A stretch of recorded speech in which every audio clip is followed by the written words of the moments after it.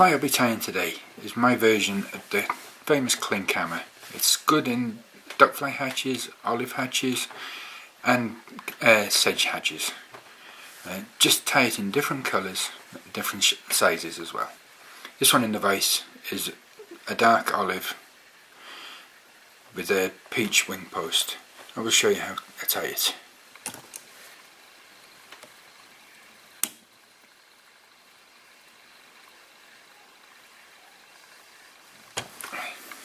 Secure the hook.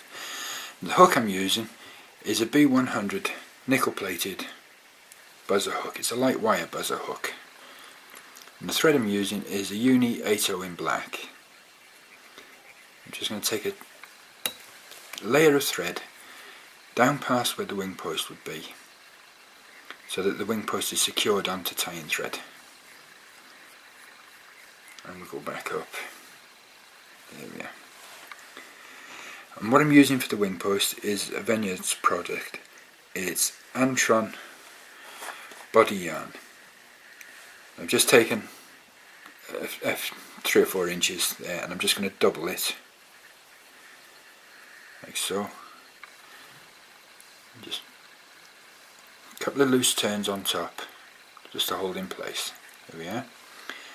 And then we just lift everything up. A turn in front and a turn behind. Do that again. Now that's secure. You can bend it, but it's not going to roll around the hook. So we'll take a turn, lift, just keep the turn, just do a full turn around the wing post and then a turn around the hook. Right. That secures everything. Now what we'll do is we'll come up and we'll build the wing post up with layers of tying thread. Just touching turns going vertical. There we are. You only need to go 2, maybe 3 mil. That's enough there. So we'll go back down. And we'll secure everything by a turn around the hook.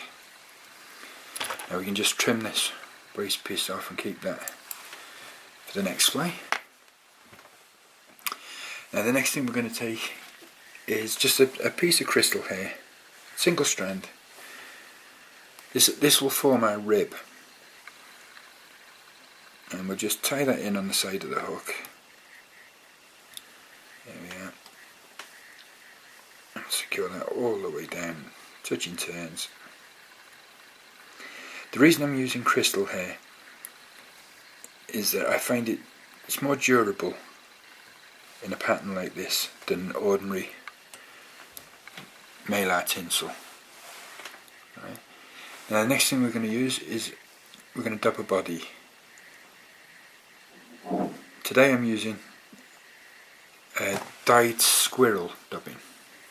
This is dark olive. And with this pattern, it's really important that you don't put too much dubbing onto the thread. You keep adding it, but if you try and put too much on, you'll find that you haven't got room to use it and you won't be able to get it off. So we just put a little on and just keep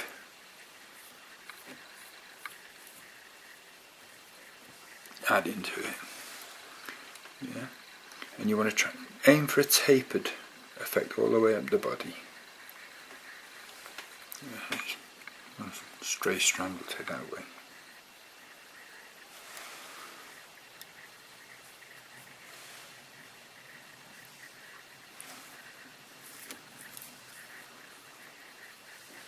Slide it up, catch it in. Give the wing post a twist. It'll all lock in together. And just a tiny bit more.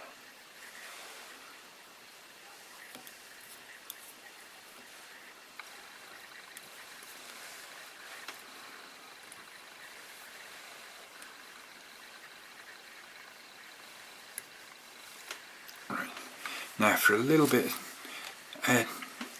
for a bit of security on this, what we'll do is we'll add a bit of super glue to the crystal hair. But what I'm doing now is just stretching it ever so slightly, but I'm using the heat of my fingers to stretch it. And when you stretch crystal hair, you'll suddenly get a blue flash off it. And I think wild brown trout love that blue. So I'm just going to stick a little bit of super glue on the edge of that. That's what to do. Doesn't need a lot. And then we're just going to wind. It's like you would an ordinary rib. Just keep your fingers away from the super glue.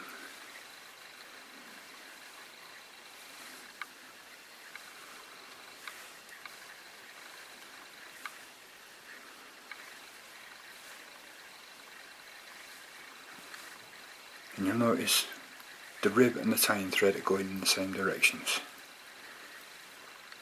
It means it doesn't loosen when you put turns of tying thread on it. There we are. And we'll just put the super glue away. And we'll trim that off to the length of the hook and tie down. Right. Now the next thing we're going to do is a bit of peacock curl. Now you'll notice that the tying thread is at the back of the eye.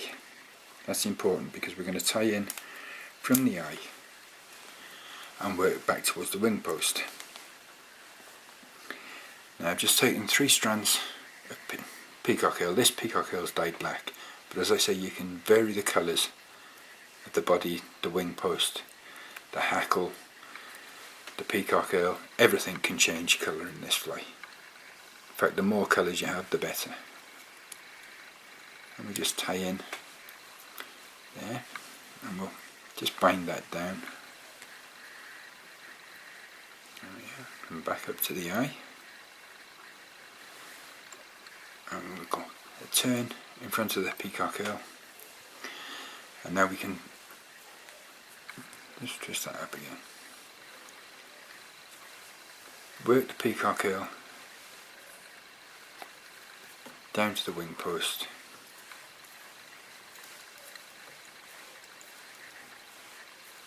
Just keep it nice and tight and compact.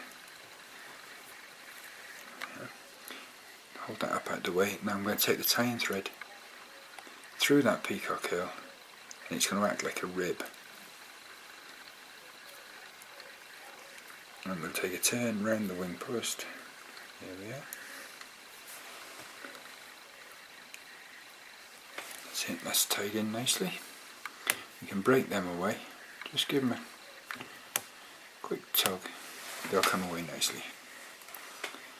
Now the next thing we're going to do is we're going to take a genetic cock saddle hackle.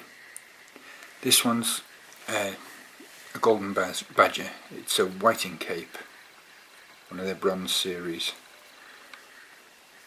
We're just going to tie that in on the far side, up the turns to secure.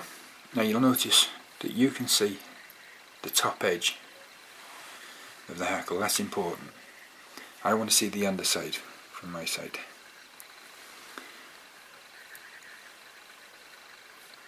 Okay. Yeah.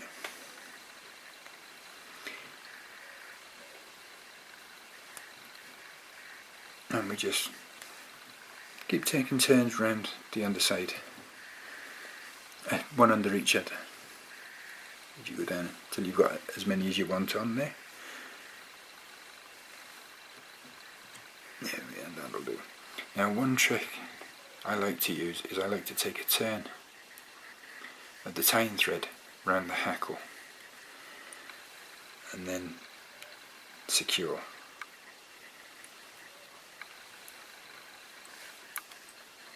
When you take a turn of tying the thread round the hackle, it locks in a lot quicker and easier for you. Now we'll just take the tips of the scissors, open them, put the hackle inside it and push through.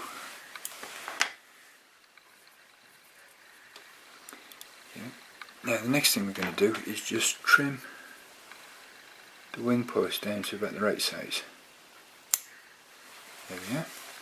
The reason for doing that now is that when I'm putting the whip finish on, I don't want too much clutter in the way, so now we'll just put a dab of varnish onto the tying thread here, and we can whip finish. Just keep it beneath the fly. Only needs to be 1/4 of an inch, 5mm, something like that. And then we just whip finish on there.